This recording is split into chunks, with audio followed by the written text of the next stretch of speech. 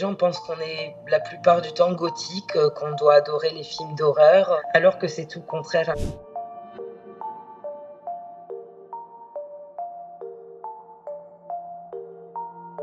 Alors le métier de thanatopracteur, il consiste à effectuer des soins de conservation ou de présentation sur des défunts. Et ben moi je me suis dirigée vers ce métier-là parce que j'avais un rapport avec la mort dans ma vie déjà très particulier, puisque j'ai perdu mon papa à l'âge de 7 ans d'un accident de moto, donc une mort violente et brutale.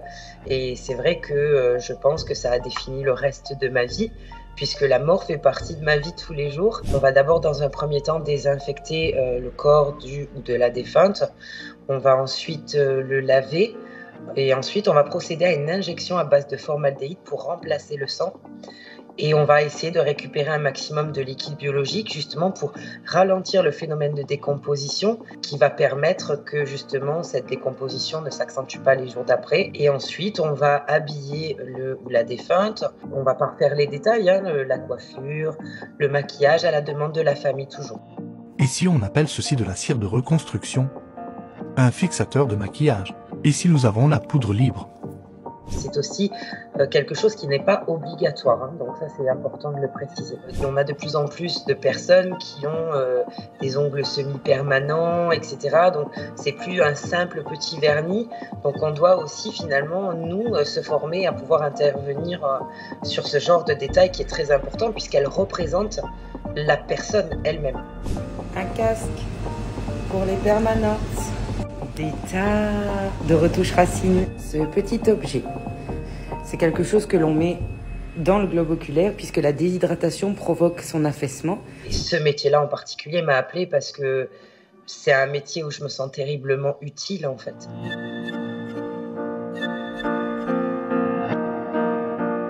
Je donne des réponses à des questions.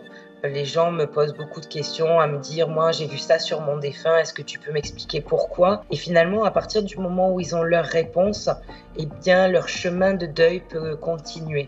Je tiens à libérer aussi la parole autour de la mort et du deuil. Je parle aussi beaucoup du deuil des enfants parce que c'est quelque chose qui m'a touchée très jeune et je sais à quel point c'est important d'en parler. Il y a des décès qui sont très marquants, comme les noyages chez les enfants. J'y pense énormément en ce moment puisque l'été arrive et c'est récurrent chaque été. Les inconvénients, c'est surtout parce qu'on n'a pas d'horaire du tout.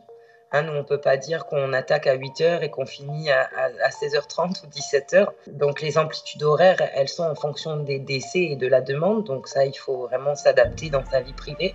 On fait beaucoup de kilomètres en voiture, puisque nous, on se déplace sur chaque lieu d'intervention. Et je dirais qu'il faut aussi savoir faire la part des choses mentalement entre la personne sur laquelle on intervient et le moment où on reprend notre vie personnel. On peut mêler finalement beaucoup de métiers en un seul métier puisque on est des professionnels de la désinfection, mais on est aussi des professionnels qui utilisons de la chimie des fluides. On doit faire des make-up, on doit faire des coiffures. C'est un métier qui véhicule d'énormes valeurs humaines parce que même quand nous-mêmes on intervient, on se doit d'intervenir comme si à chaque fois c'était quelqu'un de notre famille.